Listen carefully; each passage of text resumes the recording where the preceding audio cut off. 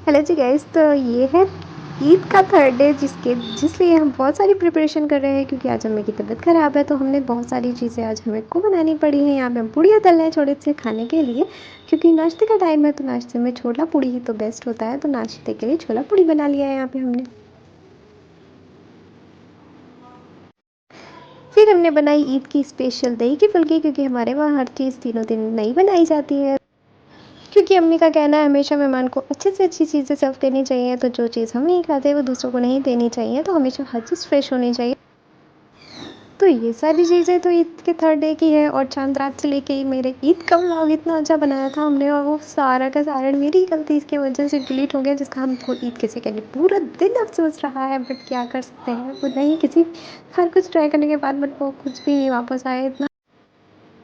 तो जो गया सो गया, तो उसको नहीं सोचना चाहिए। तो खैर हमने नेक्स्ट डे फिर से कोशिश कर ली है बनाने की। तो यहाँ पे हम बना रहे हैं, क्योंकि कि आज अम्मी की तबीयत ख़राब है। तो मेरे हेल्प में अम्मी नहीं है। और मेरे फर्स्ट चंद्र से लेके ईद के ब्लॉग में अम्मी ने भी बहुत सारी चीज़ें बनाई थी। सिवई की फुल वीडियो बनाई थी, बट वो सारी वीडियोज़ मेरी गलती की वजह से डिलीट हो गई, जिसका हमको बहुत ही ज़्यादा अफसोस है। तो और वो वापस भी नहीं आ सकती। फिर यहाँ पे हमने यहाँ पे बैटर ले लिया है दही के बड़े के लिए। और फिर ये बहुत ही अच्छे हैं। उसमें इस बार हमने ड्राई फ्रूट्स इसमें नहीं डाले हैं, इसको सिंपल से फ्राई कर लिए हैं। डार्क दही बड़ों के लिए बड़ों के आटे को बहुत ही ज़्यादा अच्छे से फेंटना होता है हाथ से। और फिर जब जितने ज़्यादा ही अच्छे से बैटर को आप फेंटते हैं, तो उतने ही ज़्यादा ही अच्छे सॉफ्ट सॉफ्ट बनते हैं। तो फिर ये हमारे डार्क ब्राउन कलर के बनके तैयार हो गए हैं, जिसको हमने पानी में डिप कर लिया है कुछ देर के लिए। और फिर इन सारी चीज़ों को प्रिपेयर करके डेकोरेट करके हमने टेबल पर लगा दिया है, क्योंकि बहुत मेहमान का आना हमारे वहाँ से शुरू हो जाता है सुबह से।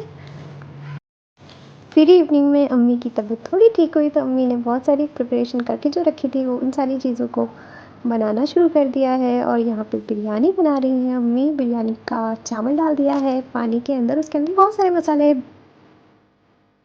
फिर इसको कुछ देर के लिए अच्छे से पकाना है और इसको बॉईल करने के लिए रख देना है। यहाँ पे ग्रेवी बन के तैयार हो गई है बिरयानी की। फिर जब हमारा चावल बॉईल हो जाता है, तो फिर हमने यहाँ पे ग्रेवी और चावल को एक की लेयरिंग कर दी है। और फिर यहाँ पे अम्मी सब कुछ डाल रही है। अब ग्रेवी के बाद इसके बाद एक बार और चावल की लेयर पड़ती है। और फिर उसके बाद उसमें कलर घोल के डाल दिया जाता है। और उसके बाद केवड़ा इतर सब कुछ डाल देना है। और फिर इसको 10 मिनट के लिए दम पर रख देना है।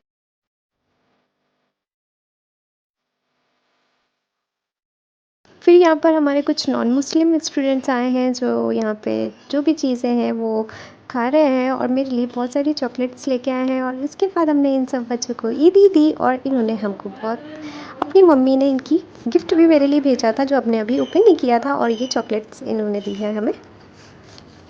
अपने कुछ स्टूडेंट्स आने के बाद हमने बनाया सैरेट। फिर उसके बाद मेहमान आ गए थे, और फिर उनको खाना सर्व किया। और जो भी चीज़ें हम लोगों ने बनाई थी, वो सारी चीज़ें सर्व करी और सबने खाया। तो अम्मी के हाथों का खाना तो मेरे घर में सभी को ज़्यादा पसंद है। तो सबने यहाँ पे खाया और अम्मी के खाने की तारीफ़ करी। अम्मी खाना बहुत ही अच्छा बनाती है। और यहाँ पे अम्मी ने बिरयानी सर्व कर दी है, जो हम निकाल के सर्व कर रहे हैं और लोगों के सामने लगा रहे हैं। तो यहाँ पे सब लोगों ने बिरयानी सर्व करी। और फिर उसके बाद सबने हमको ईद दी। यहाँ पे अप्पी हमारी आइसक्रीम काट करके सबको दे रही हैं। बहुत सारी चीज़ें मेरी जो डिलीट हो गई, वो बहुत बुरा लग रहा है। यहाँ पे अप्पी ने सबको जो है आइसक्रीम्स कट करके दी।